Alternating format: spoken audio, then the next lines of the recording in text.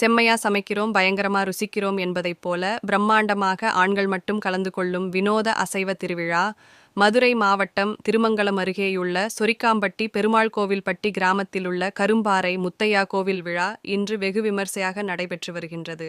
இவ்விழாவில் பாரம்பரிய முறைப்படி ஆண் பக்தர்கள் மட்டுமே பங்கேற்று வருகின்றனர். இந்த விழாவில் பலியிடப்படுவதற்காக ஆடுகள் கோவிலிலேயே வளர்க்கப்படுகின்றன. இந்த ஆடுகள் மேய்ச்சலுக்காக வயல் மற்றும் விளைநிலங்களில் உணவை தேடி செல்லும்போது முத்தையா சாமியே வந்து தங்களது வயலில் இரை தேடுவதாக நம்பிக்கை வைத்து அந்த ஆடுகளை விரட்ட மாட்டார்கள். இந்த ஆண்டு கரும்பாறை முத்தையா கோவில் திருவிழா இன்று காலை தொடங்கிய நிலையில் கோவிலில் சாமிக்கு பொங்கல் வைத்து வழிபாட்டை தொடங்கிய பின்னர் நேர்த்திக் கடனாக செலுத்தப்பட்ட 90 கிடாக்களும் 2000 கிலோ அரிசி மூலம் தயார் செய்யப்பட்ட அசைவ உணவு வழங்கப்பட்டது. இந்த கறி விருந்தில் சுமார் 10,000த்திற்கும் மேற்பட்ட ஆண்களுக்கு விருந்து வழங்கப்பட்டது.